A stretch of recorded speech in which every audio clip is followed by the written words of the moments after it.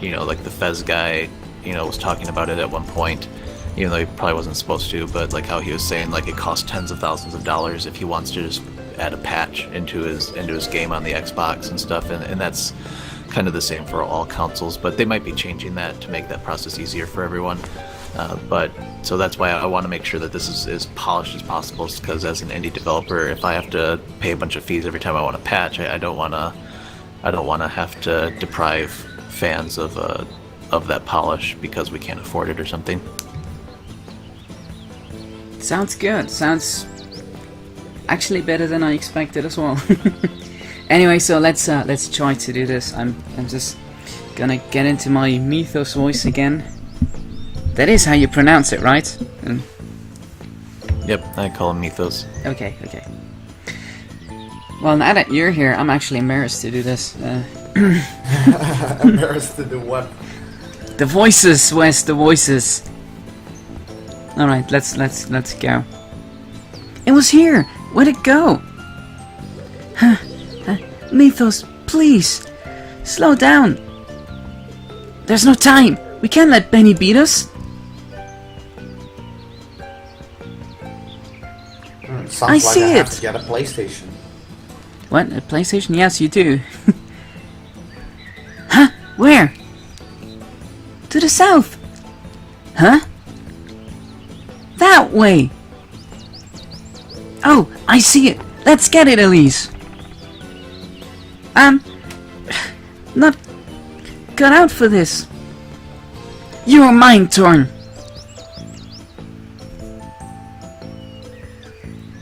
I knew I should have stayed home. Hey, Dork. Huh? Me? Do you see any other dorks standing here? I won't dignify that with a response. Where'd that little twerp Mythos go?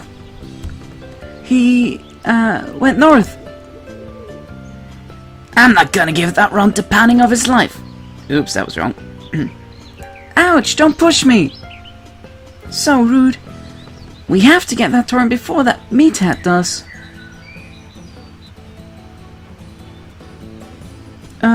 We'll never catch it with Mythos running around in circles.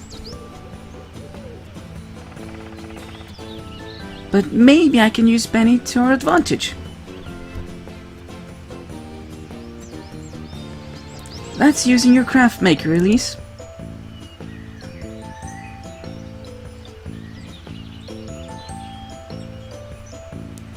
Okay, so that's it for now, I guess. I apologize. I apologize for butchering every single person's view of these characters. Standing ovation. Well, thank you. Let me see. I think someone new came in and actually thought that this was awesome. Yeah, there we go. My Faith fantasy art. This is awesome. Yes, it is. It totally is. Is the UI for dialogue and stuff final? Still a placeholder. Nope. It's all a placeholder. Don't let Roy do storytelling for a living. No, do not ever let me do that, guys.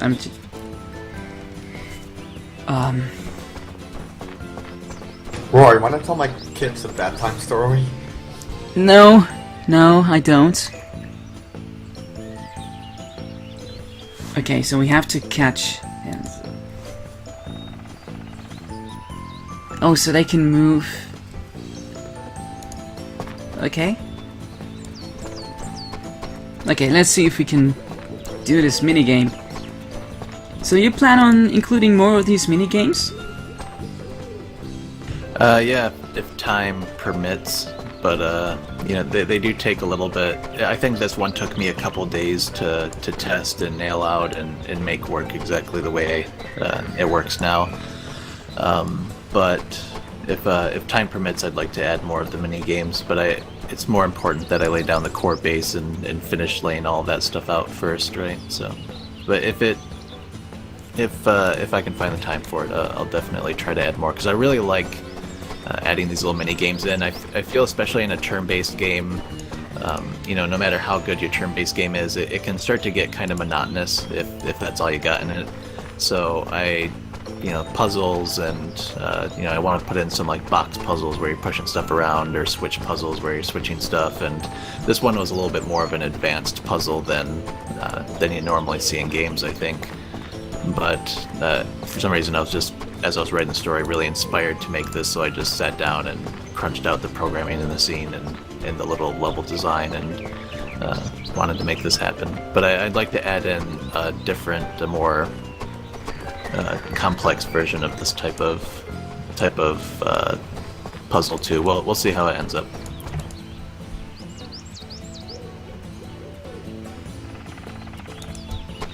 Oh, okay. Yeah, I think this looks interesting. Though I started by making a mistake, obviously.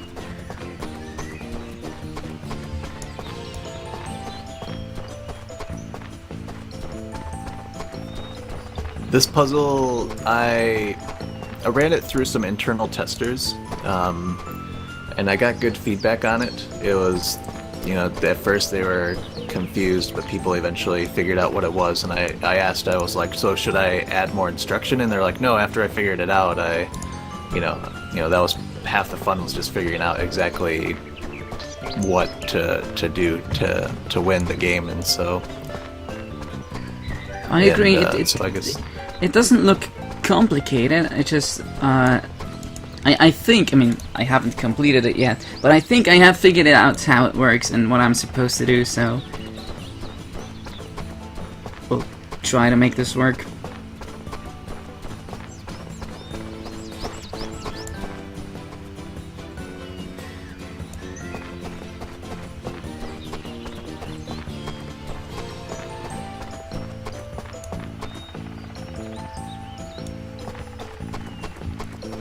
someone's speaking German in your chat. Someone's speaking German? Really? No, German? that's not German. That's Dutch. Oh, Dutch. Okay. Yeah, I don't know. Yeah, he knows I know what he's saying because I'm Dutch.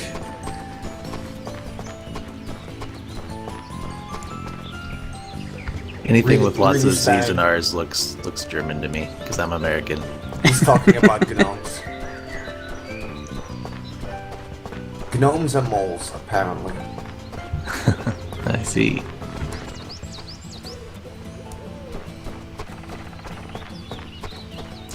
So, do you think there should be? My plan is to put some markers on the map, I guess, for like exit points and stuff like that. Do you think that would be a good addition, or do you think that'd be too much hand-holding for the experience that this is? I don't think it would take anything away from the game, to be honest. Just markers like that aren't too much, I think. If I make any kind of sense. God, I'm not doing that great.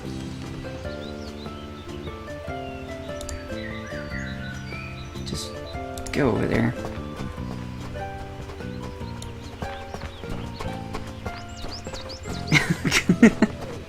Okay, I'll figure this out.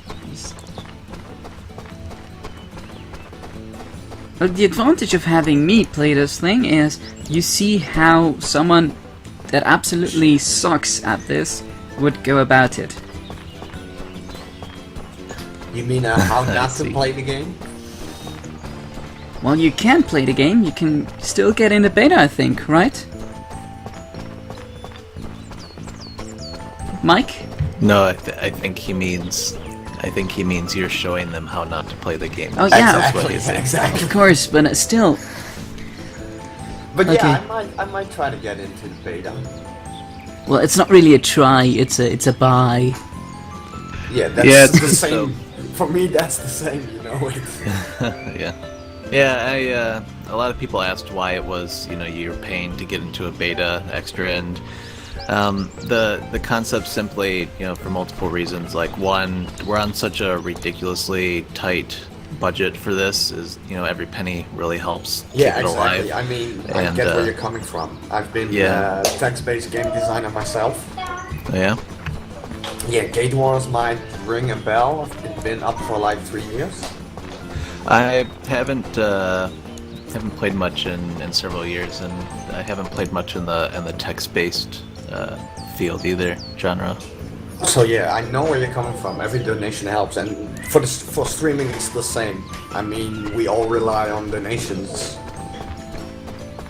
Yeah, I can definitely see that.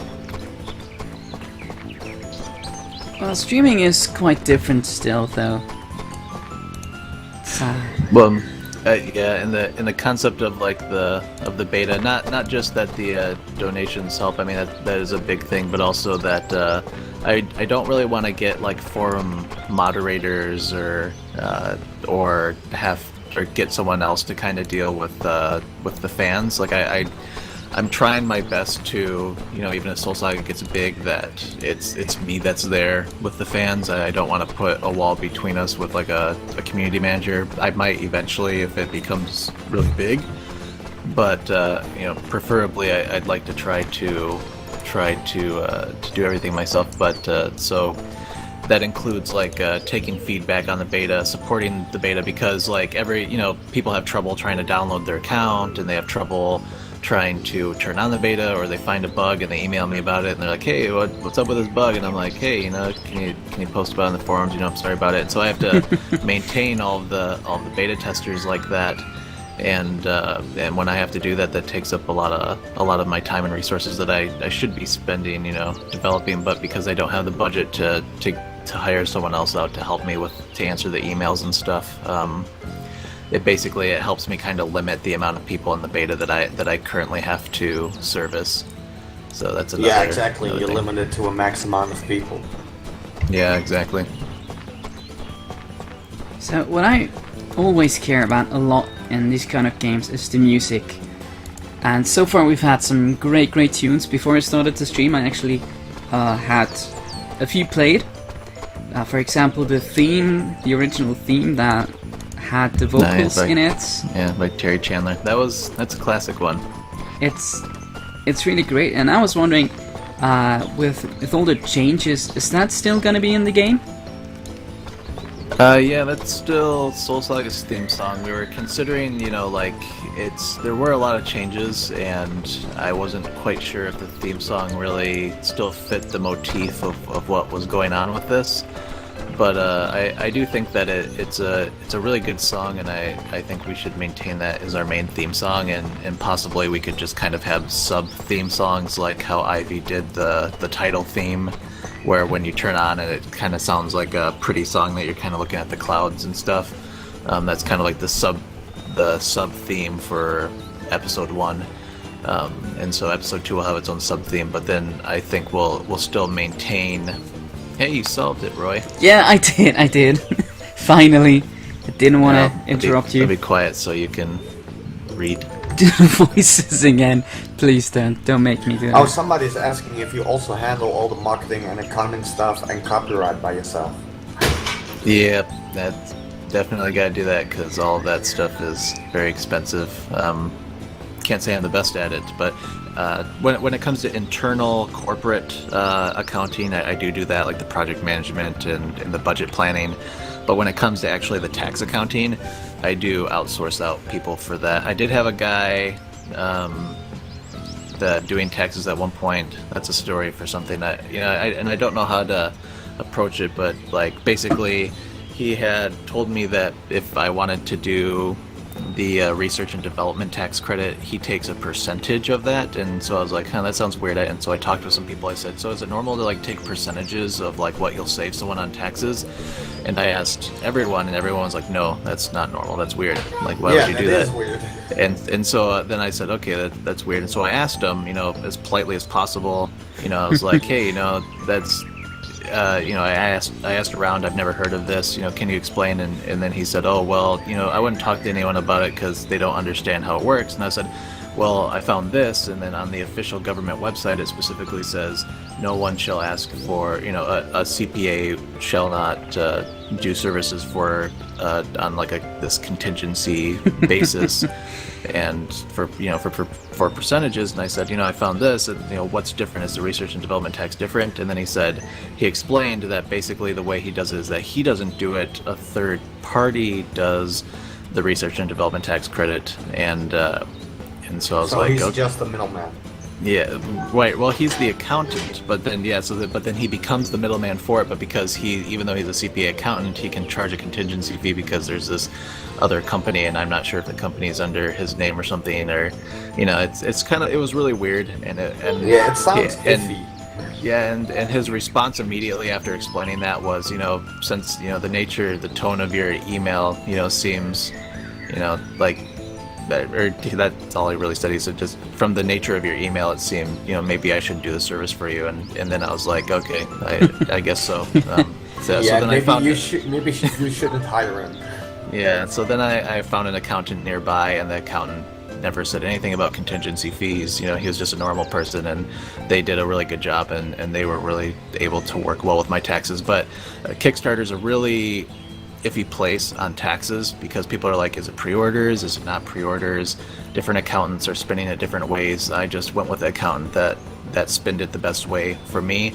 We'll see we'll see how the IRS likes that, but in the end, he was able to get me a lot of savings on it by considering Kickstarter pre-order stuff. And so and in my opinion, Kickstarter, no one wants to call it a pre-order, but the way the government wants to handle it is that all of that, money is income. It's not actually donation, unless they're not expecting something in return for it. So if you consider it pre-orders, you can consider it unearned income, and so you can kind of defer taxes on it and stuff. So Okay. but yeah, so you want to find don't take what I'm saying right now as verbatim like tax advice, because I'm not an accountant, so don't take it at all as that. But you should go to an accountant for it. But apparently different accountants are a bit braver than others, and will deal with stuff differently. So just So you can make go sure around you and find look someone. into what you get. That's definitely. advice for life. Yeah, definitely really look into it, because especially when you're on a project of this budget, saving money, being able to defer the income, a year or two is really important, because otherwise we would lose, all of our money in the first year before we even made a game, right? And that's by law in America.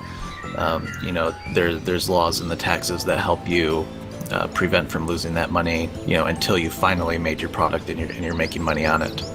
So, and that can help you stretch your budget out if you have a good accountant. So Exactly. You gotta make a good business plan for that. Yep. So I don't do the tax accounting myself. Very long story short. All right, let's go on with the story, because we appear to have caught the Torn. Let's see if we actually did, or if it's just being Mike being diabolical again. Alright. Yeah, this is just a placeholder cutscene. There's no animations going on here. It's just text. But Alright. Okay. There it is. It's mine. No, I'll be it's back with mine. You guys, I gotta drop the little ones in that. And you had to just talk right into that for that? Thank Yep. you, Wes. You're That was welcome. so nice of you. Right. No, it's mine. We're supposed to be working together, guys. I've got you now, Torn. Oh no, now I have... Oh god. What kind of voice does the Torn have? I mean, I know its name, but still. It's not revealed yet. So, Mike, what kind of voice would the Torn have? I'm gonna have to talk with my voice acting director and see what he thinks that the Torn should have. Well, So then okay. Why won't you leave So- me alone? Okay, no, not really. yeah, you can do the numb voice if you want. No, I'm just gonna read for you guys. I'm not gonna do the voices anymore. So, why won't you leave me alone? It talked? A talking Torn? I'm gonna be rich! You said 50-50. That was in the past. No one's selling me. It went into the cave. Quick, before it gets away. Ooh, an invisible cave. Or no cave at all. Wait, what? Yeah, there was a cave, and then I decided There wasn't to a cave remove anymore. this cave, and then I destroyed the cave, and then I didn't change the text yet. Okay, so imagine a cave here, or imagine it didn't talk about a cave, guys. Just, I think at this point, either way is fine. There it is, in a tree! But how can we get it down? Okay, is this another mini game? There was supposed to be a little mini game here, but it's not a mini game. So I decided too many games in a row, too much. So. Too much? Alright. So it's a cutscene then.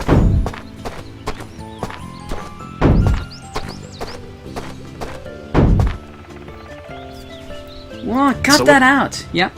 So what's your opinion on your personal opinion? It seems that we have a voting poll on it, and there's an astronomical amount of votes for having the game over screen go to the inn. Do you agree with that, or do you think it feels smooth? Because you got a game over, so I guess you experienced it. Did that seem smooth to you, or? Yes, it did. I mean, you could add like an explanation or something, but I don't think it's necessary at all. Yeah, I do plan on adding an explanation in there. But I didn't have something in yet with the programming that would kind of like send a message between them. You could see it even had a bug with like the music. I kind of like sloppily put it in there. Needed to properly test that a little bit more. I'm not sure how I got that. I must have made like one, because that was working when I put it in there, but I must have made one small edit really quick that shouldn't have broken anything, and then broke something. So. Uh-oh. Bees! Looks like things are getting... Wait. How do we now know the name of Taro? Oh, whoops. Good point. I gotta fix that. That's not Taro, everyone. Not that anyone could know who that is. It's a random Torn, guys. Is it? Yeah, it's a random blue Torn. Don't. That's not his name.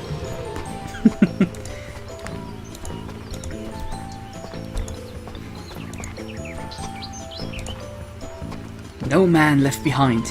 You're right. Even if it's a jerk like Benny. Oh, now there's a cave. Yeah. The Guildmaster never turns the back on those in me. That's the mythos, and I prepare to be swatted bugs. Okay, so let's get another game over, guys. Because I'm already half dead and I don't have any recovery items.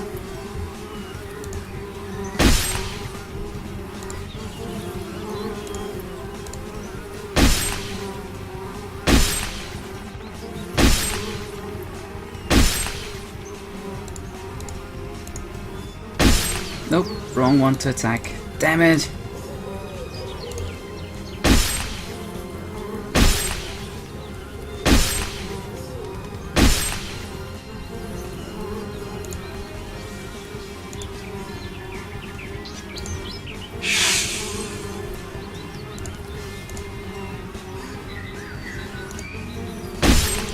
What's happening? Wait, what's happening? What? You died, Roy. You forgot to, I forgot everything. Yeah. I should have teleported before and do stuff. You did not see that, guys. No one saw that. Yes, nothing's happening. We're using death to quick travel back to town. This is what we're using. This is a great test because, this was a big cutscene, and now we get to test whether, like, dying during this cutscene, coming back, whether it functions correctly, right? So I had to go through and make that work properly, because sometimes I was triggering, like, you completed the boss battle triggers when the event happened, and that meant that if you died and you came back, like, you had finished the event, right? So I had to go through and fix that kind of sloppily, so we'll see. Looks like we're gonna have the double music bug again, so you gotta load out and back in. I thought so too, but I don't actually hear the music twice. Really? Didn't do it this time? Nope. Unless I'm wrong. I don't think I'm wrong though. Okay, let's try this again. Yeah. So the lunchbox crafting, unfortunately, right now the materials can be bought at the grocery store if you want to buy the materials, but about the best you can get is squabble noodle soup. So you can just buy it like you just did. Have you checked out the blacksmith, the weapon shop or anything? No, I have not. Should I do that then? I probably should. That's proof of how I am not really a how do you say? I'm not really a typical JRPG player. I don't explore. No, that's totally cool. I mean, well, it's important for a game, in my opinion, a good game to accommodate for everyone, right? Like there should be optional paths. Some might be easier than others, but everyone should be able to take their own path to completion. And I was hoping, to really capture that with Soul Saga. It takes a lot of work to make something that's not on rails, but I hope it's getting that experience across. But yeah, I just was wondering if it was not obvious enough. I guess we don't give you a thing of the town or anything. So the problem, there's actually a little bit of a bug right here where it's not really a bug, but just not implemented yet. But basically, the simple apron and small pot, they'll go on your head in your clothes, which means they'll actually take off the clothes they have now, and I don't know if they're as good. The butter knife is okay though, because that goes in your offhand, so that everyone should be able to equip the butter knife. But yeah, I'll make that a little bit more obvious when I give items icons and stuff. So basically, I had implemented in something not too long ago, where basically, instead of equipment just being generic slots, like you could equip like 3 different chest armors or something, you can only equip like one thing on your chest, right? But the thing is, you only have 3 equipment slots, but there's several different classifications of equipment, so you can mix it up. Okay.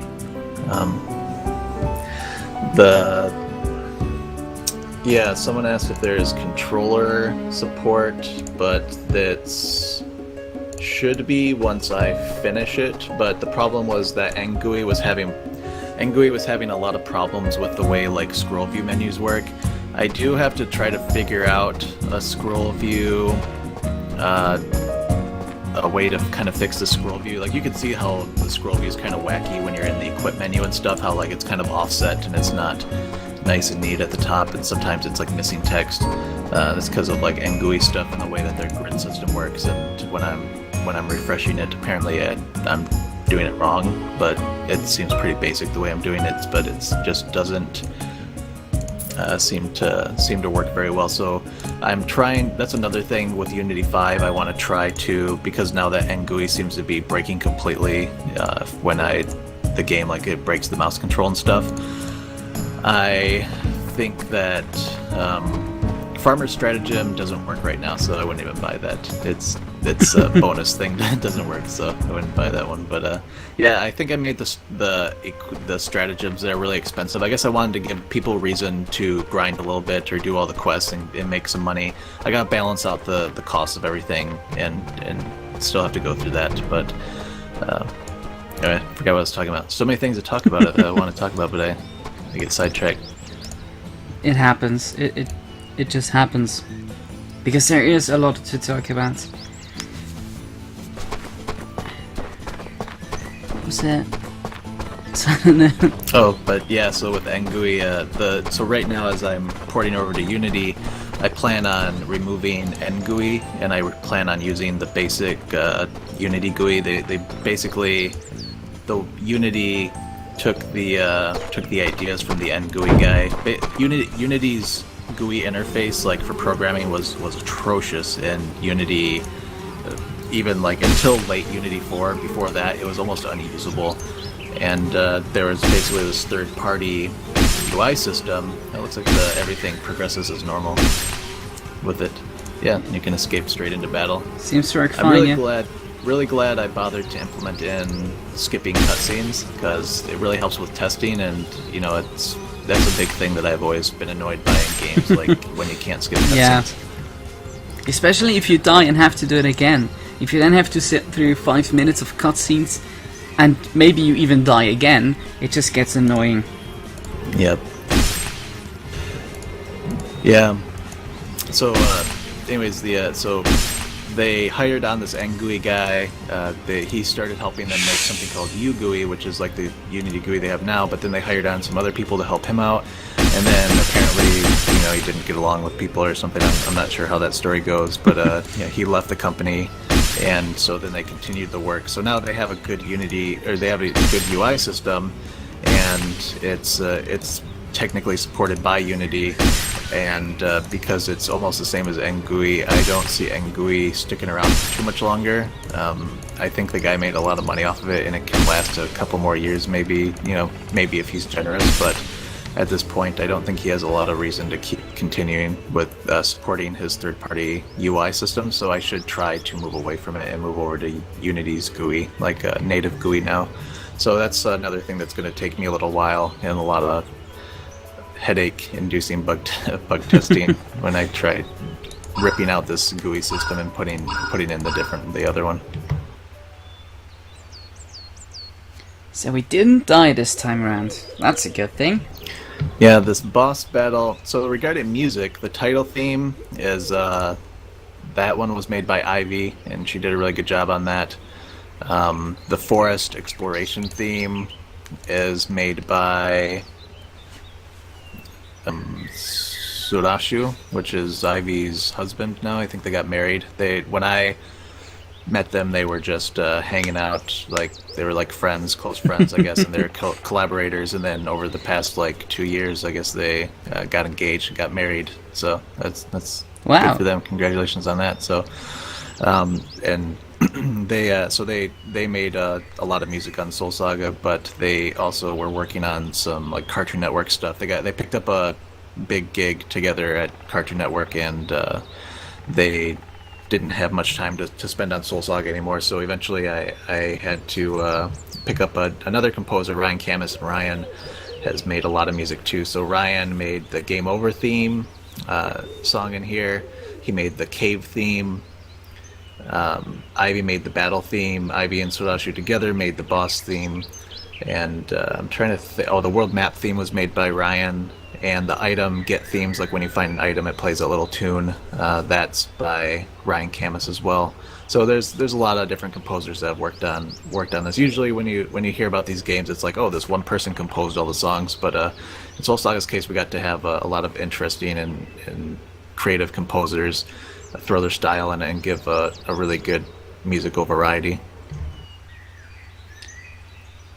I'm actually surprised it's that many different people, considering, I mean, I didn't hear any big differences, or it didn't feel out of place. So, that's Yeah, that's the hardest part, I would say, out of working with a small budget, is that, you can't really hire on people full time.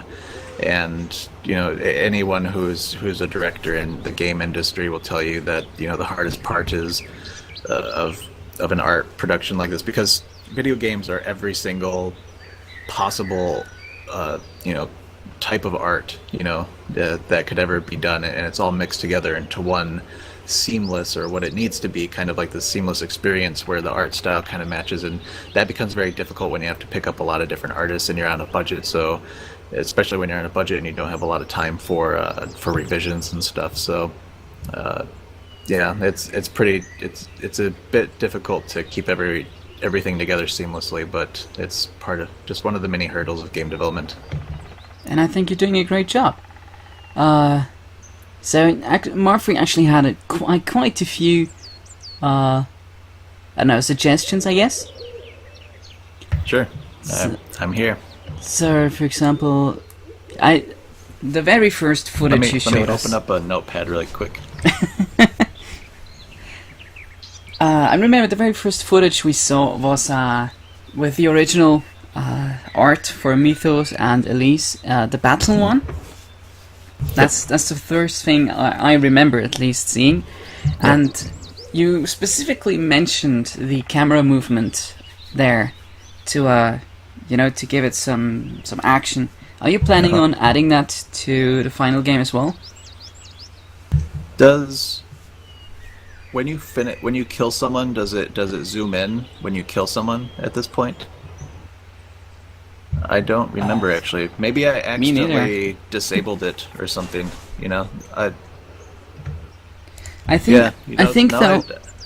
now that I think about it, I maybe it doesn't zoom in at this point, and for some reason, I'll have to look into that and see what that is, because that might actually be a bug, because I don't believe, I mean, a lot happens in 2 years, right, but I don't think there was a reason why I would disable the camera zooming for kill shots, you know, like it wasn't that, but, and there are supposed to be, like, when they're casting spells, it should kind of zoom up on them. That actually is supposed to happen as well, so now that I'm thinking about it, I feel like maybe there's a bug that I didn't really notice, because it's, yeah, because I was just looking at so much. But I'll look into that, because there should be a little bit of I don't want too much camera movement, but back where the camera was the way it was before, back during that beta, I would like to have that type of camera. So I'll look into that. So The beta, or at least this part of the beta, is complete. I can actually, if I manage to kill one of those, we can try to see if there's a zoom. Nope. So the camera movements is, you want a little bit more dynamic camera, you feel?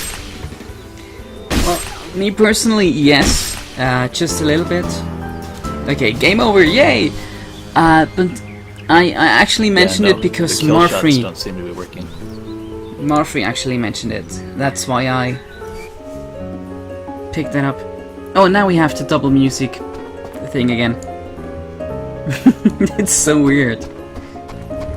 Yeah, I haven't fixed that one yet, but I gotta look into that and see what's up with that. Yeah, and it did take me 2.5 hours. I don't know. I don't know if that is long. This, I would say, is maybe about 5 to 10% of the game, maybe. If at very most 10%, but I would say it's probably more around like 5% of the total what I planned for the final game. So if it's, you know, if it's at 2.5 hours for 5% of the game, it means the final game should be pretty long. And I'm very much looking forward to that. So I think we'll do the other. I will for sure. I don't know if Mike will stick around, but I'll be playing it for sure. What do we have? If there's a I can stick around. You want to try Garen's Saga? Have you tried that? Yeah, I'm gonna try that now. We're gonna. Actually, I think the balance in that one is all whacked out. If you play on jacked, you might get your butt beat. You could try it, but I got my butt beat on the other one. I'm not gonna try it on jacked. Yeah. Well, Garen's mode actually, or Garen's Saga actually has a difference between the difficulty levels.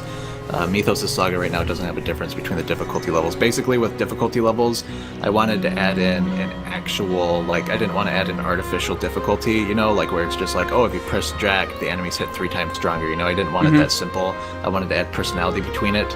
And I'm sure you know about that, like how I wrote a whole blog post on, I remember what I changed in Garen's Saga for that.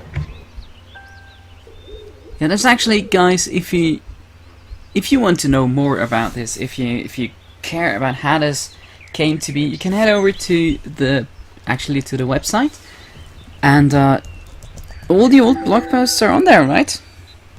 Yeah, if you go to soulsaga.com, it'll take you to the Disaster Cake page right now. But if you go to soulsaga.com, I keep a lot of the old blog posts in there. I kind of took down everything before the Kickstarter because I didn't want there to be a bunch of I like them for nostalgic reasons. I kept them up on like ModDB, but I felt like it might be too confusing for people if they kind of saw the old blog post and then it's a bit of like a jarring difference between the quality and the art style between now and way back before I had a Kickstarter, you know, so I can definitely agree with that, but I wanted to try to remove any confusion with how, you know, everyone who was on the project, how they ended up dealing with their styles and what they wanted for Soul Saga, so. Yeah, I think that's a good idea as well. By the way, thank you guys. Thank you for the follow, Marfree and DBG. Thank you. That's very cool of you. A few new followers. That's always nice. So, if I choose cake here, is that gonna be too easy? My opinion is that it is, but I, you know, it's just my opinion. In Garen's mode, you don't save, so if you die, you're gonna get the double music bug and not be able to fix it, unfortunately. Okay. Let's go with Vanille anyway. That's. Let's just try to not die. Yeah, I should have added in a save point really quick, but I guess I didn't think that there was going to be some crazy bug like that, so I was going to work with Garen's stuff later. Go disaster? No, Grumpy Kitten, I will not go disaster. Actually, disaster mode's disabled right now. I was going to announce it later, but I guess for your stream, I'll just say that it's actually going to be a new game plus mode. So. Wow. Actually, exclusive information on stream. That is awesome. Thank you so much, Mike. Yep. You heard it here. You heard it here. All of you 12 people heard it here. That's. And don't tell anyone else. Okay, as I said, I'm not gonna do the voices here anymore, especially since one of these two people has a really weird accent. Oh yeah, I could try Bardot if you want, but it would be probably pretty bad. Sure, go ahead. I'm gonna let the stream catch up with you. Just this once, like the first time. Yeah. Let me see if I can belch something out. So. Not catching up. My stream is really slow. Oh, so he's like, "Ja, Master Garen, the pleasure is mine." Wow. Oh God. Okay. Yeah, it's a good thing I'm not gonna try this. Yeah. You do Garen, and I'll do Bardot. Yeah, we'd have to wait every time for about 30 seconds until the stream caught up with you. That You're right. does not sound like a good idea. Yeah, okay. But it would have been cool if you would have seen everything immediately. But like this... Yeah. Okay, it's my dream to see Madonia united under one banner. This segregated guild system will be the end of humanity. It is the root of greed, corruption and war. Only by working together as equals can we return Madonia to its former glory. I agree with the sentiments, Master Garen. A united peoples is a stronger peoples, yes? So what is the plan? Tomorrow we head into Sector 9 in search of the Atelier of Souls. Oh, you are a funny man, Master Garen, but I do not have time for the funnies. Do I look like a jester? Everyone knows the Atelier is a myth. Only a fool would throw his life away to the most dangerous sector. Oh, that's... God damn it! I'm screwing this up royally. Yeah, you definitely mentioned that. I think that was the first critique you ever made once you saw this, was that it's hard to tell who's talking. Yeah, I remember as well. I got to, and that's a big feedback that everyone has given. I got to do something about that. In Mythos' Saga, I fixed it by removing the characters that were talking. I think I did. I think I removed the characters that are talking or that aren't talking. So in Garen's Saga, I should go back and do it, but it's just annoying to meticulously go back and set it up line by line, because the system that I have for setting up the cutscenes is actually not very streamlined. That's another thing I need to try to work on if I can, because I basically have to hand code every cutscene by hand instead of having like a nice visual editor or something to do it in. But I also don't know if I want to deal with the time of bug testing like a custom visual editor tool or something like that to make cutscenes. It's a hard decision, and I got to make one really quick about how I'm going to deal with the rest of these cutscenes, because I'm putting them all in. But that's why the NPCs aren't working and stuff too, because I'm not sure if I'll be using a special visual editor tool to add the NPCs in, or if I'm just going to do everyone by hand. Oh, okay. I was wondering why you didn't do that yet. Yeah, I mean, they're easy enough to put in, right? Like, I could give them something to say. I have things for them to say, but I just didn't... I have to, like, create a new script, and I have to, like, copy and paste the script, like, skeleton, and then I have to type in, fill in all, like, the little lines of code and everything in between every section. So, I would be better if there was a nice visual editor tool to make those, but... Unfortunately, I haven't found a solution for that, but I haven't spent a lot of time trying to find a solution for it because I've been busy with other things. But now we're at that time where I do need to start considering what solution I'm going to use for all of that. So are the NPCs going to be walking around, or are they just going to be standing still?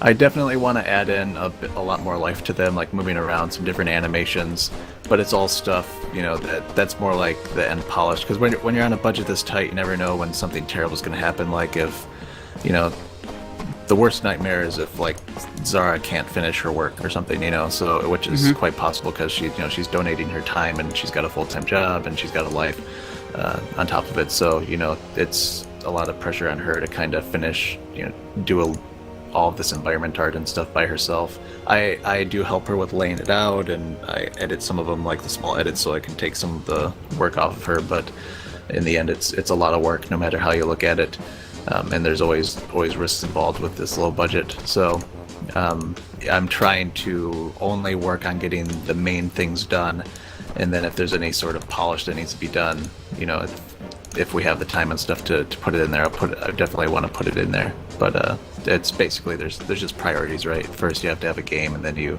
can start putting in the polish on everything.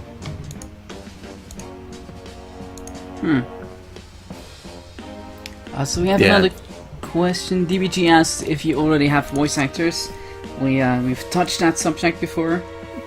We haven't done casting for all the voice actors yet, but it's most likely I'm going to leave a lot of that up to the voice acting director, because he really likes to do that, and he wants to have his hands in who's going to be in Soul Saga and stuff. So yeah, we haven't done all the casting. We only have technically 2 people. I didn't want to cast Soul Saga characters yet because we're not ready to do the voice acting. And you know, I cast someone, I get married to their voice, and I love the voice that they make, and then, you know, maybe they don't have time later, you know, like when we finally get to it. So I didn't want something like that to happen. So I haven't done the casting yet for everyone.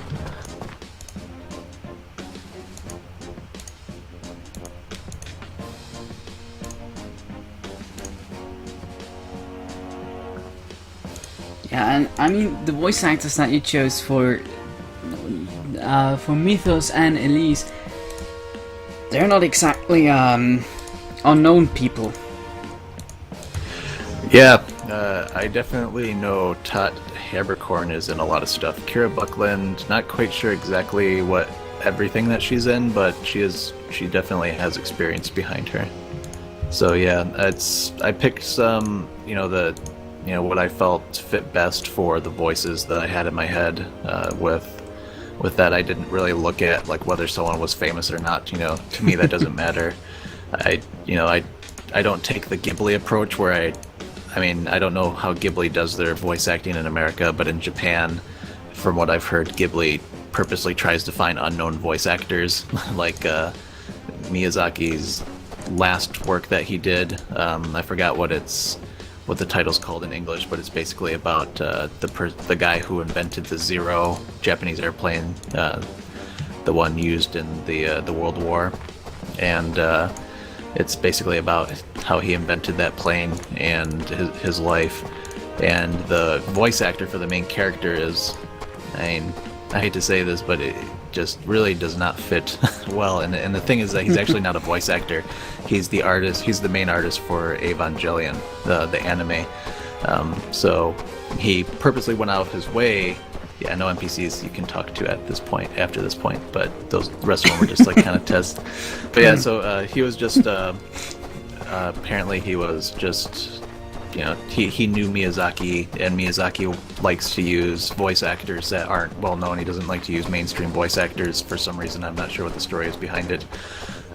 But yeah, so I don't go that route. I just go with whoever fits. But I definitely don't look at popularity or anything like that when I'm choosing anyone to work on anything on Soul Saga. I just, I want to give people a chance too. So sometimes I like to purposely go out of my way to find people who don't have. Oh, Garen dropped there. That should be fixed already, actually.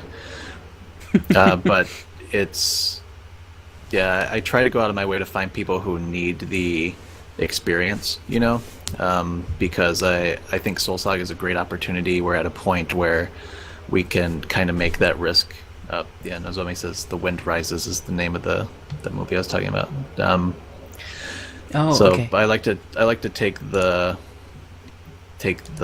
risk to bring on new people and give them a shot to contribute to Soul Saga in different ways, like with animations or artwork. So our credits list is kind of long, even though a lot of people only kind of came in and touched on something a little bit. And so, yeah. But anyway, that's my philosophy. I like to give people a shot because, in the nature of Kickstarter, you and almost 6,000 other people gave me a shot. I feel special now. Yeah, well, I couldn't have done it without you guys, and so because you guys gave that to me, I tried to kind of kick it forward a little bit with some other people that I was hiring out, while still maintaining quality that I think everyone was expecting from Soul Saga.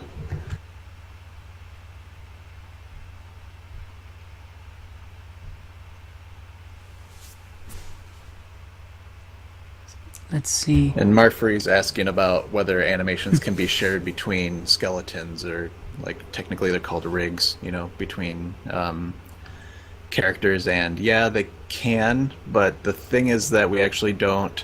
The only people that share animations are the NPCs right now, like the NPCs in Dragon Tree Village. And honestly, the rig doesn't fit perfectly to like between the females and the males. We didn't have it kind of planned out. I basically just took the soldier rig and made it work with the NPCs because the soldiers had the most animations of everyone, the most variety. And so yeah, so it's going to be pretty hard to get some cutscene animations, but I definitely want to come back at the end and add a little bit of more life to these, so they're not just standing and staring at each other. I would like to add a little bit. You can see a little bit of that in the very beginning of Mythos' Saga, where like he uses his like victory emote like once in a while in some of the music. But the soldier's very dark. He's not using light probes apparently. But yeah.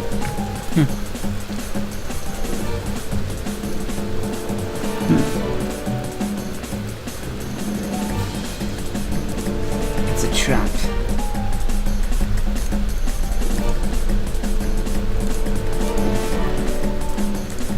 So guys, if you don't know what's going on and why we're suddenly in a totally different place, this is Garen's Saga instead of Mythos Saga. You want to explain, Mike, or? So in the Kickstarter we talked about the antagonist Garen and the protagonist Mythos, and both of them have a very deep history, and I ended up deciding that what was best for the story for the long term was if we spent the first game iterating on both of their histories. And so their histories kind of run parallel to each other and cross several times and intertwine before they even have a bigger conflicts in the future. So basically this is kind of how Garen starts off and how Mythos starts off. And Garen is obviously not a young boy. He's kind of he's a dude maybe in like his late 20s, something like that right now. Early 30s, late 20s is basically where he's at his point in life. And so this basically follows him right now. He's on his mission to kind of unite. He's got this righteous goal to unite Madonia, and he feels that this Philosopher's Stone that he's found, which will be modeled and put in later on, But this Philosopher's Stone that he's found is the key to that, and he's using that to try to find something called the Atelier of Souls, which is this mysterious place that supposedly has the answers to all things in the world, and in particular alchemy. And he wants to unlock the power of the stone there, and so that's his journey right now. And this happens a little quickly right here, but I don't know if we noticed it, but basically Garen is under attack in the middle of looking for his thing. This actually isn't finished the way these cutscenes are set up right now. There's going to be a lot more interjection, like I'm going to show Garen at the city, leaving the city, between like that cutscene where he talks to Miera and it fades out. That's just placeholder, and that will be interjected with a bit more animation showing his travel on his journey to this point. So the final version, I think you'll be really impressed with how everything ends up and how it connects well together and not too rushed. I have to say, I really like the environment here. It looks really good. This was the first environment we really polished up, and we experimented a lot with it, and it took a while because we were I'm new to, in general, creating an entire game from scratch. My initial concept for my initial project plan was not to make a lot of custom environment, because I knew that it was going to be a big frickin' job, and it was going to be something that took up a lot of time, and it was something I didn't have a lot of experience working with the environment.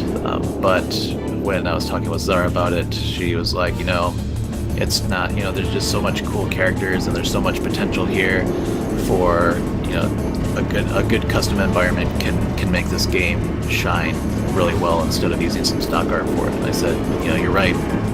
We could give it a shot if you think we can. And so then we gave it a shot. And it took a really long time to kind of nail down a style and to get everything right, because both of us are pretty new to making a game from scratch. But once we got the flow down and we learned a lot about like what we needed from the environment, we nailed down that vertical slice. Everything became a lot smoother, and right now things seem to be going really smooth. But yeah, there's a lot of polish in these environments compared to Mythos's, I think, but they're also harder because they're interior with a lot more variety, whereas Mythos's is more like just kind of hanging around the forest, and the forests are generally kind of just long stretches of the same thing.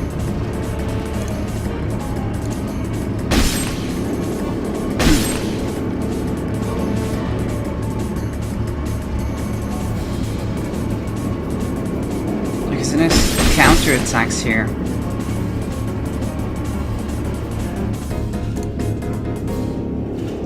I can see this coming. I'm gonna die in the very first battle. Yeah, in jacked mode, they actually counterattack on default, and they still attack you. Oh wow. So they get to do both, basically. So that's what they explain, like the difference between vanilla and cake, vanilla, and jacked mode. Like for example, in this fight, the spearmen on cake mode, they'll either stab you once, or they'll defend for a counterattack. They do one or the other. And this one, they either stab you 3 times, but when they multi-attack you, they actually deal less damage, so it's about 150% more damage they deal than cake mode. So they stab you 3 times, or they'll defend. And in jacked mode, they'll always be able to counter attack you, and they will always stab you 3 times. So, in all honesty, if you know the technique, jacked mode, in my opinion, is actually with this particular fight is easier if you know how to cheese through it and you know the skills that you characters have. But in general, jacked mode is supposed to kind of be a bit more difficult. And what I wanted was that when you play between cake, vanilla, and jacked mode, that you have to actually use different strategies and approach it in different ways, and you can learn new things about enemies, you know what I mean? So I just wanted to have a lot more personality between them, because it's really easy to just say, okay, the enemies have more HP and hit harder, but all that means is that you just have to grind. Like, you don't really get a different experience other than you have to grind more to be able to beat them, and I didn't want to have that. I wanted to have more personality and variety in it.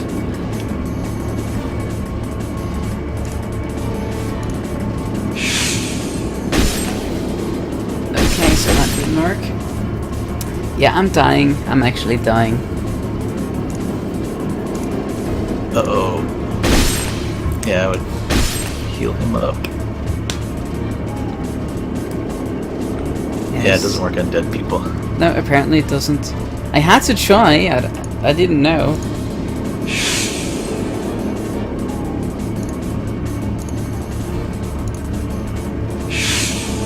Yeah, to be honest, this is out of whack with balance. Before this patch, it was actually pretty balanced, but I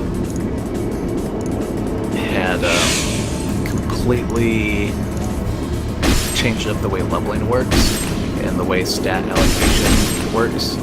So because I did that, it made a big difference in the way that the balance is. So I tried to fix it quickly because I don't really want to spend too much time trying to balance stuff until the game is final, you know, and that way you can balance everything, because once you start adding things, it can throw all balance off whack.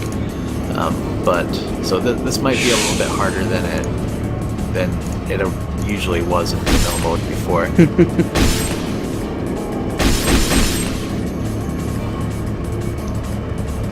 Garen's Saga I find more awesome for what I see till now. Well, it's different, of course. It's Yeah. less of a. It's not kids that are doing stuff here. Yeah, I wanted to capture that. Like there's bigger numbers. You know, the people here are stronger. Like a lot of times in JRPGs, they have the kids as the main protagonists, but then they're stronger than adults, right? But with Soul Saga, I wanted to capture a bit of the realism. Like, you know, they are kids, even though they're on this grand adventure, and what they're telling you sounds like this grand adventure, like you would experience from a JRPG. It isn't the same trope where they go and they start just beating up all the adults and fighting an army by themselves, right? It still has a bit more down to realistic look to it, or feel to their story compared to Garen. And Garen is more of like the serious badass who's like just really dishing out the damage, and I tried to capture that between the two different storylines. Capture the mood, I guess. Well, if you play the game, it's pretty obvious that they are very, very different.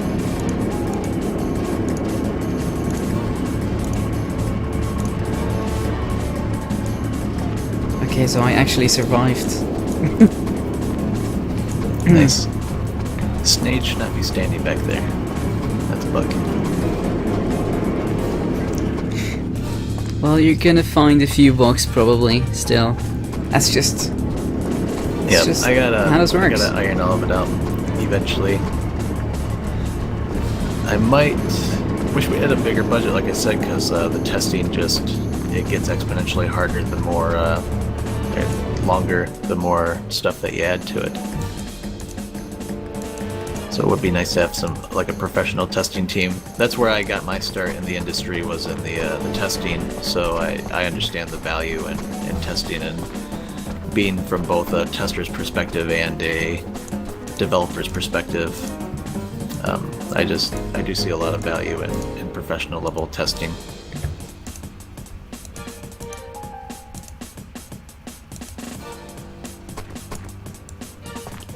The West Wing, that's probably over here. Is this the build where things can be left-clicked on to interact with? I think I forgot to mention I changed that, where I got some feedback where people were saying that it was hard to write, like they didn't, because there's no indication at the moment that you can interact with anything, like on the field. People tried to left click on stuff and couldn't figure it out, so I gave them I changed it so that you can now left or right click with things on the field to interact with it. My initial thought before was I thought it might become annoying. It might be hard for you to walk around and click around if there's a bunch of people around you, but I think it ended up okay. I think so too. I just intuitively left clicked. That's just what I did, and it worked. Cool.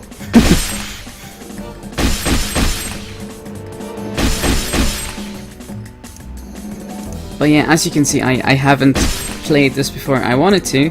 I was really excited when the whole beta thing finally started, and then I just didn't have time anymore. So I'm really glad I can play this now, and I can even combine it with my hobby, streaming it. So yeah, that's awesome. Thank you very much for spending the time streaming it. It's been really enjoyable to watch you play. It's really, I don't know how to explain it, but like when you have been working on Soul Saga for so long, and finally now it's like we're here. I can actually give you a build to play that's, you know, has hours of gameplay in it, and it's not finished yet, but it's, you know, it seems like a fun experience. It's at least fun for me to watch you play it. So I'm really excited that we can finally be at that point in development where I can start sharing it with you, because I know you've been waiting a long time for it too. well, we have been waiting for a long time, but I think from what I've seen today, from what I've heard, I think this was more than worth it. Let's see. I'm so glad I was able to be here, find so much news about a new game, and more Mike Gale, the man behind the game, show up. Thank you both. Well, yeah, I mean, when you said you might be able to make it, I was so excited. And I am so glad you're here, Mike. That's so awesome with you. Thank you very much. Yeah, well, you know, you don't have to thank me, because this is really my honor to be able to share this with you and get such nice words, and to have you spend the time. I guess a lot of, you know, some people don't look at it that way, but really, like, you know, I'm honored that I've created something that you can, you know, that you find worthy of your time, because there's a lot of games out there that, you know, you could be playing instead, and the fact that you've chosen to spend that time playing Soul Saga, I find very flattering. Well, however, the fact that you are here does mean that you're not currently working on Soul Saga. I'm taking notes. It's kind of working, right? Taking notes for feedback and stuff.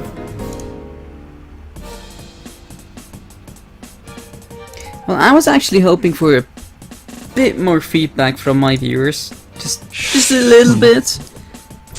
Maybe you can give me feedback on what you felt off. Well, there was this one thing in, actually in Mythos Saga, I haven't really checked it out yet, over here, but, like, the opponent marked #1, like, over here, you will see it when the stream catches up. How is that the one below? Like, on the list here, the person on top is the person down here. Oh, I cannot explain this. I suck at this.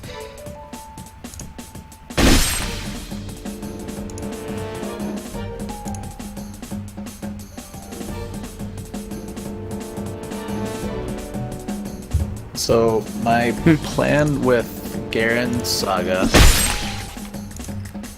I guess I'll spoil it now, but this is what I'm planning on doing with Garen Saga. Roxorin makes me spoil everything. But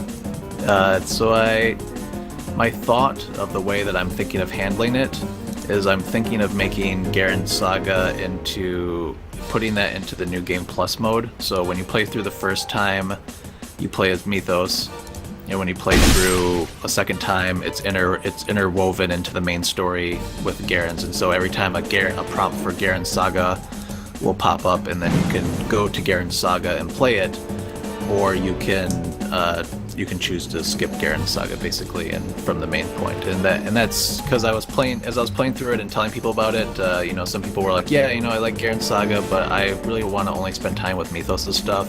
And so I was like, okay, well, how can I get like the best of both worlds? And my thought was that would probably be the best way to handle it. So in something like Breath of Fire 3, they interweave the stories together, like you have to play through both of them. But I'm thinking that that might be the best way to do it, unless, you know, maybe it's you know, that's kind of a big change though. I mean, maybe I should, well, it's not really a change, but maybe I should bring it up into the forum and talk with people. But I feel like that would be a cool thing, like you finish the game the first time, then you get to play through it and see it from a different perspective, like what was happening with Garen alongside Mythos, right? So it kind of gives you a different perspective on the story. I like that idea, personally. And disaster mode is basically, that's also a new game plus mode that unlocks. My thought is that new game plus mode, after you beat the game, you can play through and you can see Garen's Saga on any of the difficulty levels. But disaster mode will basically be every enemy from, you know, the first squabbling that you meet is going to be like maximum level monster, and it just like will tear you apart. And so basically disaster mode will be one of those really hard optional modes where you have to go back and possibly play through the game twice to pick up some heavy equipment so that you can and level up your characters to max so that you can go through on disaster mode. And that's my thought with disaster mode.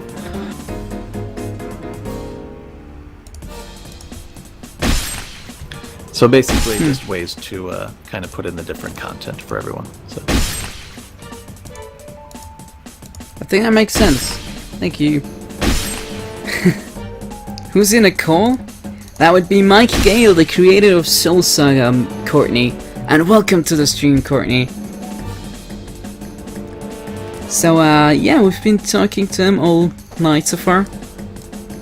And he's been explaining to us how this game works, what he's been doing.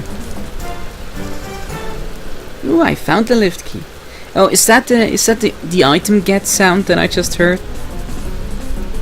Yep, that would be Ryan Camus's item get sound. Okay. Because I didn't find an item in Mythos Saga, so I didn't hear it before. Yeah, there's quite a bit of hidden items around Mythos' Saga, actually. Like I said, I wanted to make sure that the path for Mythos' Saga wasn't too linear, so there's lots of options, and if you don't kind of explore all of it, you'll definitely miss a lot of stuff. Look at that. What is that guy doing? Yeah, I was just waiting here to mention it. It looks really interesting that he's just running around for some reason. Yeah, that's very strange. I'll have to look into that.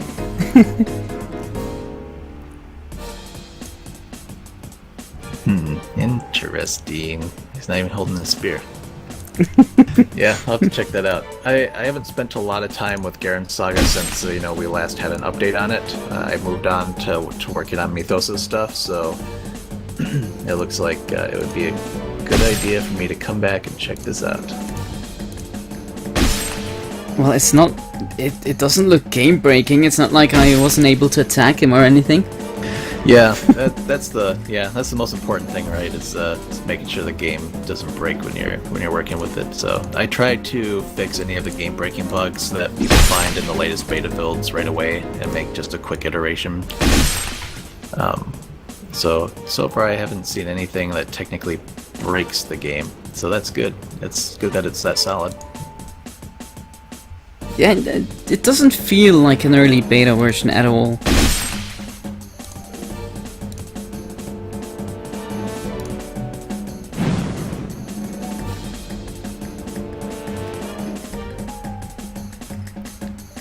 Yes, he created the game. He's still creating the game. This is just a beta version. Creating it. Yep, hopefully, like I was saying earlier, my sincere hope is to be finished by the end of this year. That would be so great. It would be. Can't wait to share that, because I really want to get this cool story across and then kind of move on and talk about some of the other cool stuff happening with the rest of the story and move on to Mythos as an adult and stuff. I know everyone's excited to see all of that. I was a little worried when I first announced that we were going to do the Kid Saga. I thought, will people be accepting of this? Well, because one of the things with Kickstarter is, the vast majority of people are extremely, they're just there just for the ride, right? They're like, just give me a fun game, and in the end, I'm going to enjoy whatever you give me. Be yourself, and that's why I'm here. Some people kind of want you to stick verbatim to every little thing you mentioned, That's unfortunately not really how development works at all in general. No matter whether you're on Kickstarter or whether you're pitching the idea to a bank or an investor or something like that, things evolve and change, and that's just a creative process, right? But it did feel like it's a different experience, because when I was doing all this by myself with my own money, with my own savings, I had all the creative freedom I wanted. If I wanted to change it from 2D to 3D, I could do that, which is exactly what I did on my own time, right? But when it comes down to Kickstarter, at the very beginning, I had to get used to the fact that this was no longer a game only for me. It's a game for everyone. It's a game for 6,000 plus people, and I have to make sure that I consider everyone and try to at the least make the majority happy and okay with everything. So I was glad that the announcement of Mythos' Kid Saga went well. Everyone seemed like there was no complaints about that. Everyone seems to be happy with seeing the story, and I think it's also because we started the concept of the Kickstarter with chibi characters that were cute, smaller, and the concept of going back to them being kind of short and cute as kids, I think, appeals to the audience that we initially attracted with chibi characters. So I was hoping that would be the case, and I'm glad it seemed to be. Well, maybe it also has something to do with the fact that by now, as your supporters, we are used to stuff changing. I mean, in the beginning, every little change was like, oh my god, you cannot do that! You said specifically something else in your campaign. And by now, it's fine. Things change. Yeah, I hope that it's been a learning experience for me, and I hope it's been an equal learning experience for all of the backers of Soul Saga. I just wanted to be really transparent with everything and how I was dealing with stuff. I don't think too much has actually really other than, like, say, the art style, some outfits changed. Other than that, when it comes to the concept of gameplay and stuff, it's been pretty true to what I announced on the Kickstarter. And so I'm glad that in general the heart of the game has maintained itself, and it stayed true to kind of what the core feeling of what the game is about, and just enhanced on that, even if there was some art style enhancements. Yeah, I think I'm just gonna stop praising you, because I'm just repeating myself over and over again. This looks a lot like Fire Emblem Awakening. Oh yeah? It's like Garen's Saga? That's what Courtney says in chat.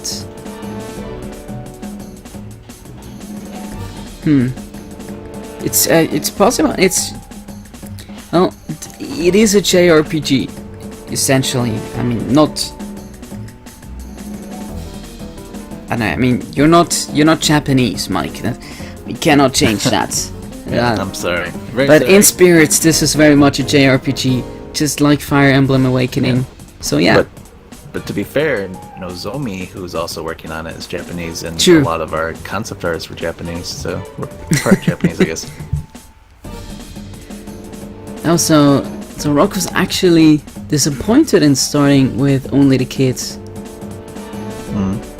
I can see that explanation. Okay. Just to uncause the drama. I can totally see that. Yeah. Well, I'm glad you were accepting of that, and you feel like you can still enjoy it. So thank you, Rock Soren. I'm sorry if I've caused you any disappointments. So this will trigger a boss fight, but by the wording of this, I assume it will not actually do that. I think that.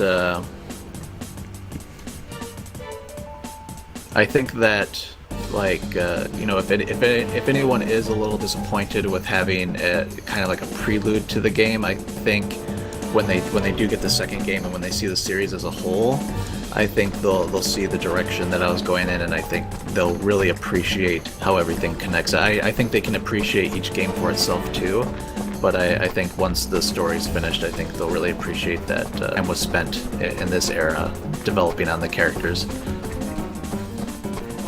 So how do you plan on connecting the games?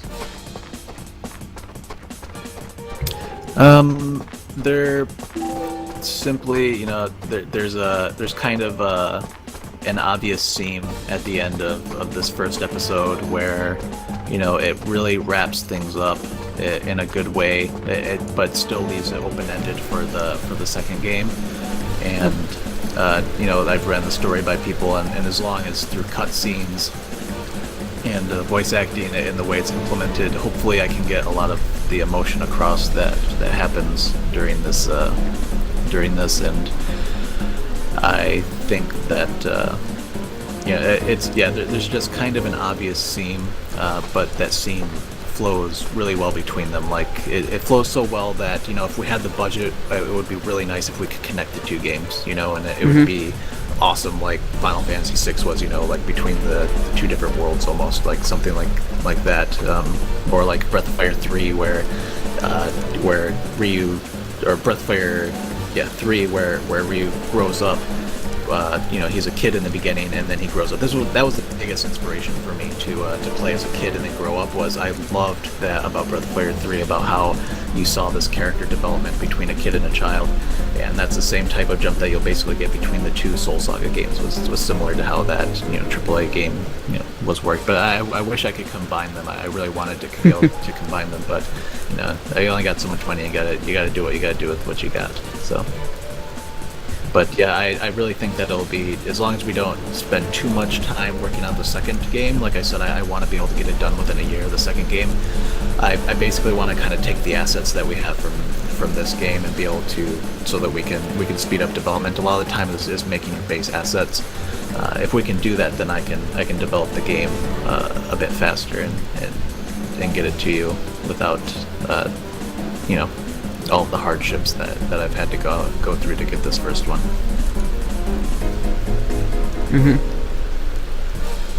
Oh, hey Lewis, welcome to the stream as well. What do we have? Do you know the whole story of the whole saga already, right? So yeah, do you know everything you want to do yet? I have a very, you mean between the two stories? You mean between like the entire series that I have planned, or are you just talking about this game, or are you talking about which exactly? Well, it's actually Roxoran asking the questions, so I think it's the whole saga, like everything. Yeah, the whole thing. I know the main plot points, but there's definitely a lot that can be filled in other games. There's a lot left open for experimentation and stuff. It's also going to be based on the fan feedback I get on different characters and different parts of the story. I obviously want to make sure that I'm taking everything in a direction that all the Soul Saga's fans enjoy. Okay. This game is beautiful for being in beta. Yes, it is. It is. You should have seen the first part we played. You should definitely watch that on YouTube if you haven't seen it yet. I will put it up on YouTube, because not to be mean to Garen's Saga or whatever, but Mythos Saga looked even more impressive than this one, in my opinion. Yeah, it's got a different type of tone to the coloring, right? Like Garen's Saga is, they're stuck in a steel airship, and it's dark and it's gritty and it's a bit more bloody and it's a bit more serious.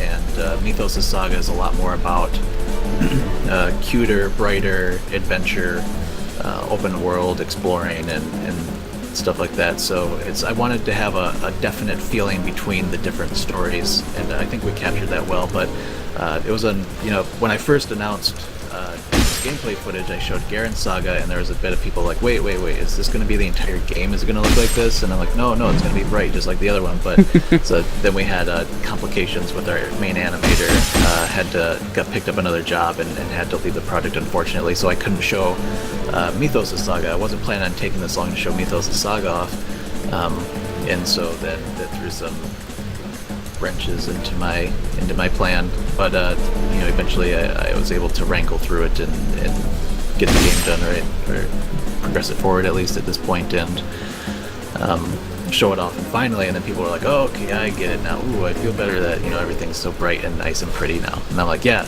don't worry. Like, we're gonna be showing a nice, pretty world and stuff here, so don't worry about it." But yeah, now that we have the variety between Garen Saga and Mythos' Saga, I really like the texture that we have going on, the feeling.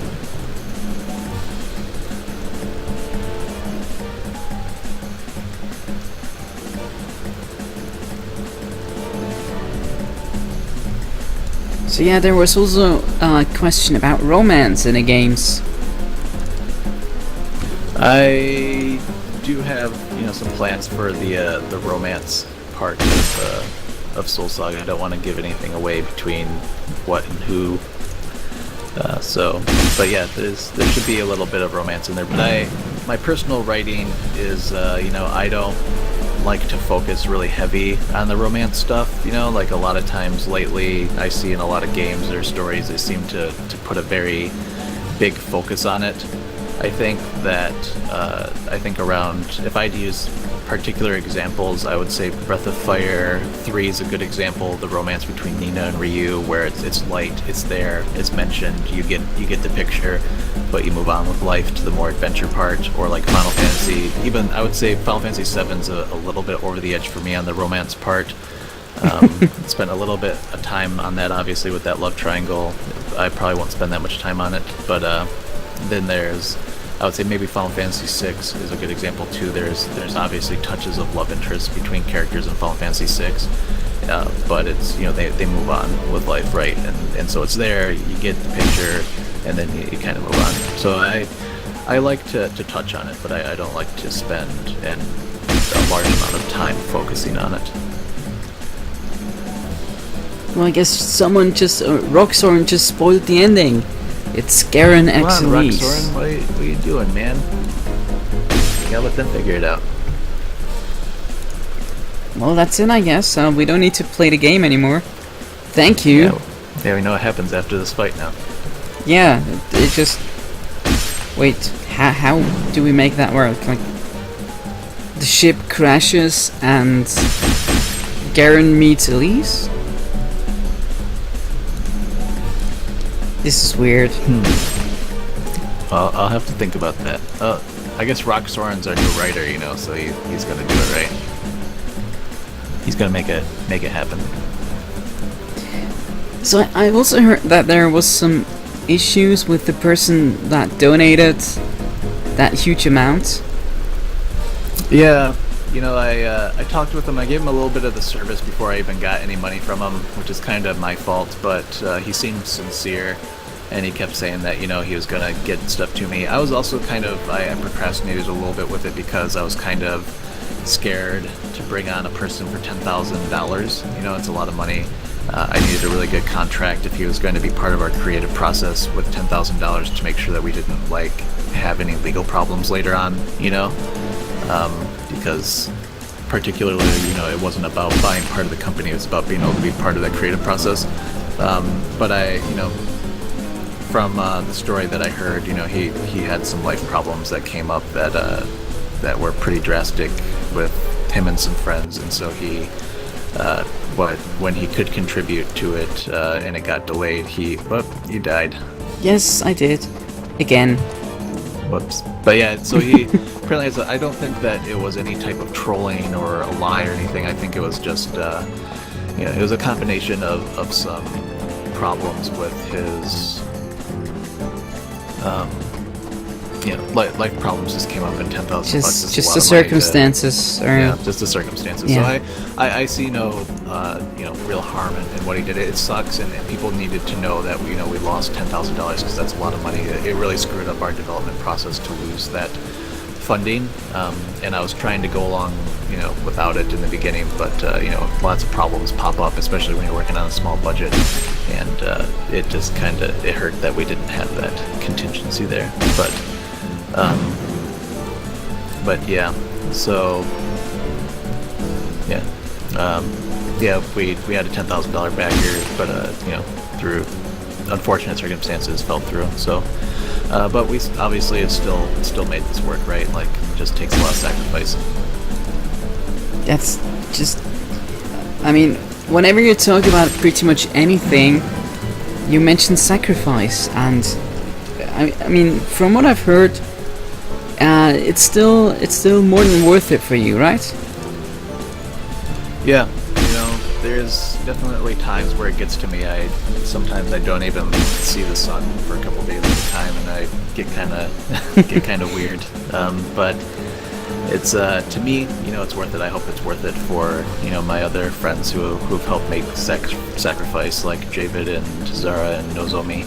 I hope it ends up being worth it for them too. But for me, it was definitely worth it for me, because this is all I've wanted to do my entire life. I had the option to go work at different places, or to kind of take the route of getting like the normal jobs and getting paid nice amounts of money, but I just can't do it. Like, I just go insane sitting in the office not working on what I want to work on, So I just I wanted to make a story, and particularly like have like this exact story in mind, like it's not like I'm very proud of the story and I made this, and this is probably the best story I've ever made.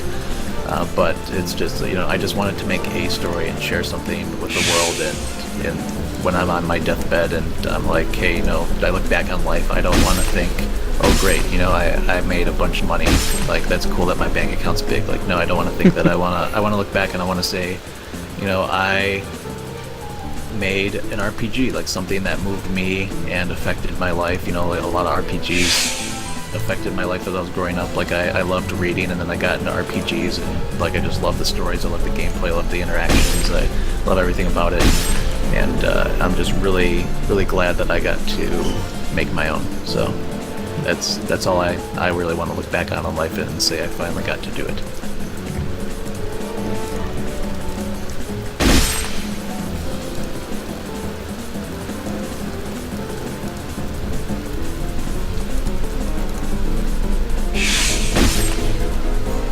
Game over. Yeah, game over. I died again. Well, but to be honest, I expected to die a bit more often than I did today, and that was only... It's a good thing we're not on jacked mode. Yep. Well, it might also be because I'm not... I think I'm playing this wrong, like really wrong.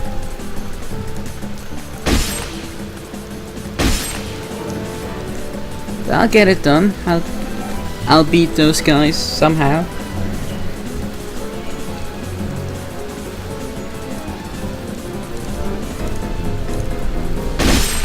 Oh, stop protecting that idiot. Yeah, I think this is a good example of a decent boss battle where the mechanics kind of switch up a little bit. I actually have plans to add more to this fight later on. I don't want to say what they are, obviously, but so it'll be a little bit different later on. But yeah, implementing in shenanigans into the boss fight is a big to-do list thing for me. But like I said, right now I'm trying not to deal with polishing. I'm trying to deal with the lane, making sure all the base is down first, and then I can go through and add polish. One thing I've noticed is that when we spent a lot of time polishing Garen's Saga and Mythos' Saga, it spent kind of an abhorrent amount of time polishing it, and if we spent that much time polishing every section of the game, we probably would never get it done with our small team. So it's best to finish laying down the entire base of the game, and then that way you kind of know how much polish you actually need, because in this beta all we're showing off is like certain areas, and so anything that goes wrong really shines through. But when you have an entire game and people are moving on after a few minutes, then you can get a better feeling of what you need to be spending your very limited amount of time working on.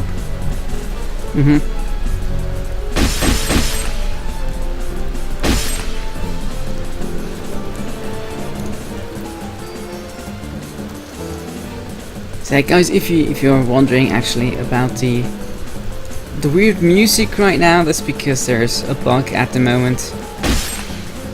So we just hear the music twice.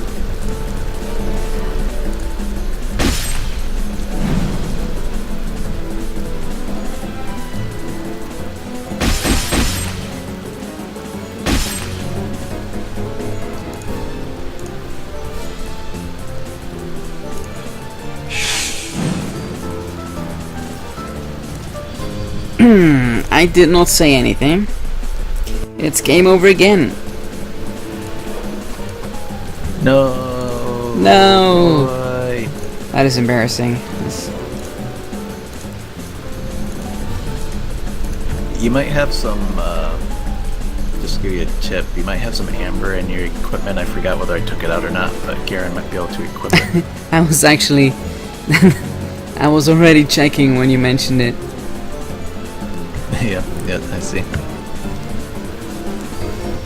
To see if maybe something... Unfortunately, the equipment menu is kind of wonky, so yeah, it's kind of hard to tell what you're clicking on. Like I said, it's a weird NGUI problem, and I really need to strip that out of the game and move over to the basic Unity GUI and kind of redo the GUI system. That's one of my big goals right now, after kind of laying down a little bit more of the white base right now. So I want to go back before the next update and strip out the NGUI and replace it with the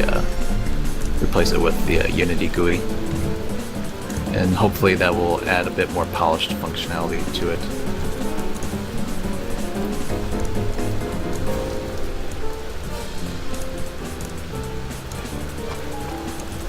So should I go ahead and get myself killed again? Yes. Yes, really? I'm just gonna keep dying. Like, if that bug with the music just piles on, in the end we're gonna have 100 times the music playing. Yeah, that's really strange. I gotta figure out what that is.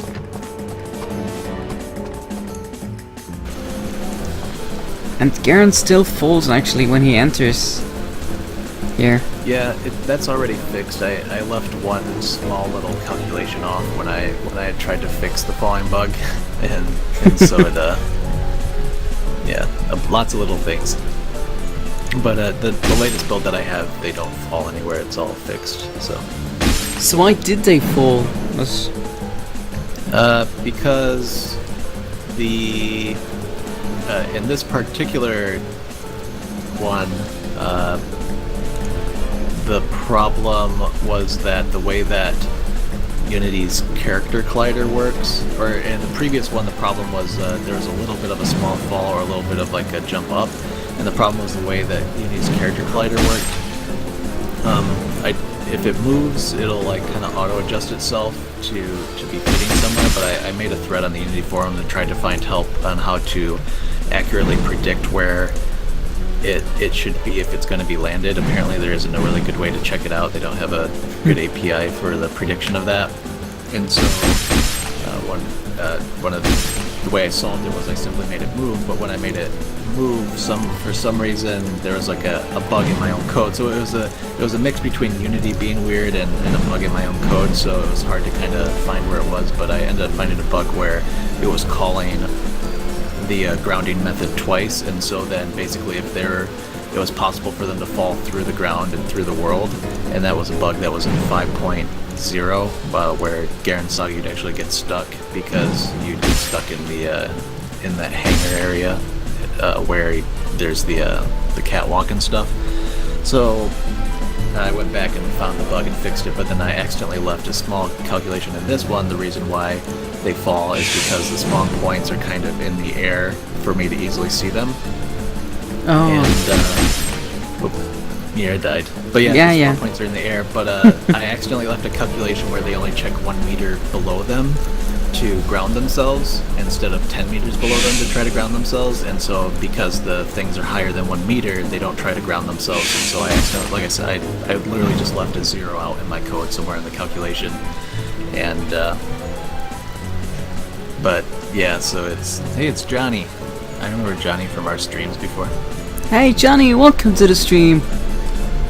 Yeah, we're actually pretty far already, and we might just end this sometime soon if I stop dying finally. Yeah. But yeah, so that was the point. That's how that bug came about. So it's basically a small calculation that it just didn't reach the ground far enough to the ground. But now in this other one, I fixed that calculation, and now it works. So, and the next beta build, it should be fixed. And there's a lot of bugs in that in the bug database on the forums that all the hardworking beta testers have put in there and put a lot of work putting in there. And I do plan on going through and trying to fix as many as possible before I release the next beta build, but I'll probably won't release the next beta build for about 1 month, probably. I do want to try to update as soon as possible, because I think it's fair to you guys as beta testers that you get some regular updates, but at the same time I also have to juggle that with like actually finishing the game, you know? So I'm trying to find a good way to deal with my time management.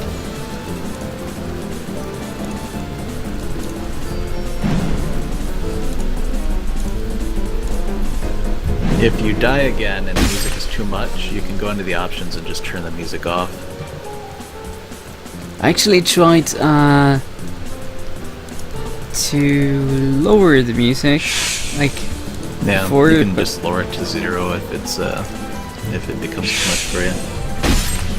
I can handle it. I'm not sure if it's too annoying for viewers, but nobody has complained so far, and trust me, viewers complain very fast.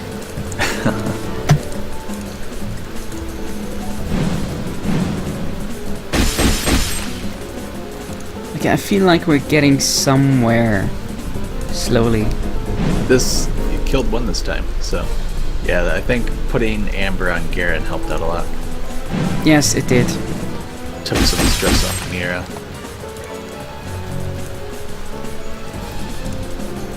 Also, the fireball costs way too few AP.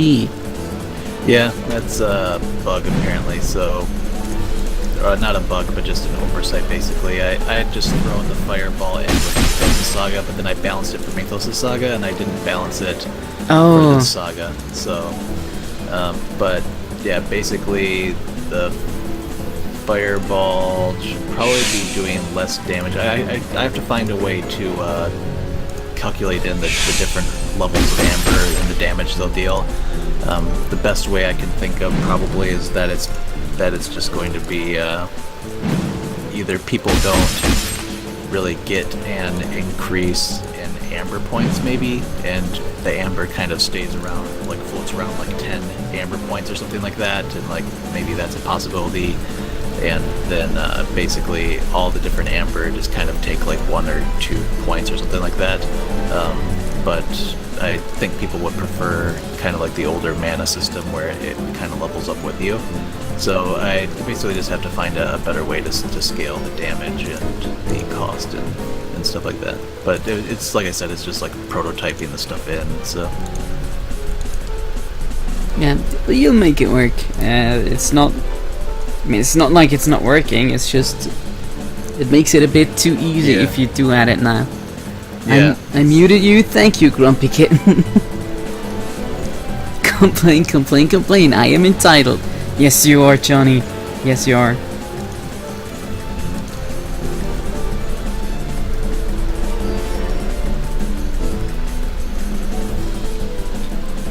So now here we see an airship outside, and there's basically no environment. There's just these weird looking storm clouds. Is that gonna change? I probably will put a little bit of kind of floating islands around and stuff, but basically at this point they're supposed to be kind of the whole point is that they're kind of supposed to be in a storm cloud. Like I want to put some thunder and stuff in there too, but Sector 9 is basically just this death maze of storm clouds. It's very similar to kind of like, it's not quite the same as the way the Tempest Reef is inside of it, but it's pretty similar. It's kind of just on like the outskirts of Madonia, where it's still in the clouds, and the clouds are basically a really dangerous place, and you'll learn more about that through the story. But so that I do want to add some like floating debris around, you know, to help spice it up a little bit, like little like small island pieces. Nothing like huge island pieces in this scene, but I do plan on adding more islands and stuff later on. But yeah, so it'll be. I do have plans to kind of touch stuff up. Yeah, and there was the blood, guys. If you were waiting for blood, that was right there. Yeah, And all of a sudden now we have a teen rating. this concludes beta version 4. This isn't version 4. Okay. Yeah, got a bug in there, I guess. I don't think it actually reads the beta version. I think I literally just typed in Beta 4. version 4 instead of actually having it read what beta version it's in. I probably should have just had it read the beta version. So it's more dynamic and fixes itself. Man, that's cool. Thanks for playing, Roy. Well, thank you so much for the game, and thank you so much for coming here. Guys, that is, or was Mike Gale. That was so freaking cool of him to show up and talk to us about some... I gotta fix this UI. So that challenges UI doesn't have a slider bar, but there's a lot more challenges and stuff there in there. I figured because get, like ideas for the challenges and stuff from everyone. Everyone seems to have really good ideas, and I have some fun ideas for the challenges. Because I got one of these challenges, and then I wanted to check what it was, but I couldn't find it. Yeah. So I thought there would be more. Yeah, it's a little bit broken right now, but yeah, I'll work on it later. Sorry I interrupted you earlier. No, that's fine. That's fine. I just wanted to thank you for coming here, for helping us out, for, I don't know, showing us your game. I mean, this is insane and amazing, guys. This is Soul Saga Beta 5.1 at this point.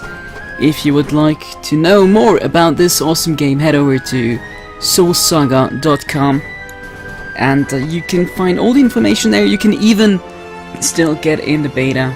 You just have to buy the game. And, how much is it with the beta? So the beta is $15. I kept it in line with how much people paid during the Kickstarter, because I didn't want to cheat people on the Kickstarter. You know, I was thinking about possibly reducing it to $10, but I had charged $15 during the Kickstarter, so I wanted to be fair to everyone in the Kickstarter who paid for that. Alright guys, so you heard it, $15 if you'd like to get in the beta. But this is beta only, that is not including the final game. Just fair warning there. And I guess we'll end this. You also get a key to the Disaster Cake forums where you can vote and give on feedback, because that's kind of an important feature of Soul Saga's development, is that I try to stay very close with the fans, and I've done that by creating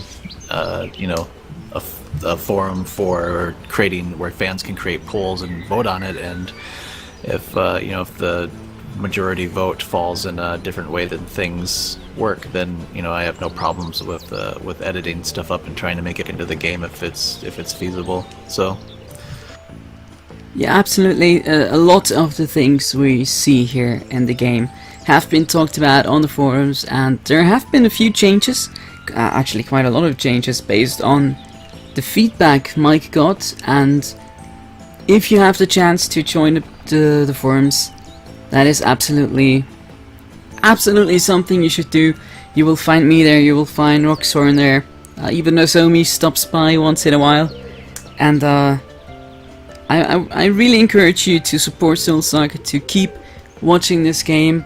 Mike said he hopes it will be out in about 6 months, so we'll see. We'll be ending the Soul Saga portion of the stream right here. I'm not sure if I'll stream something else in a few minutes, but there will be most definitely a break before we move on. Guys, thank you so much for being here. Thank you once again to Mike Gale. That was so incredible of you, and I'm looking forward to play the full game. Thank you. I can't wait until I get it in your hands and I get to watch you stream the full game. Alright, So have a good night, guys, and I'll see you next time. Bye, everyone. Good night.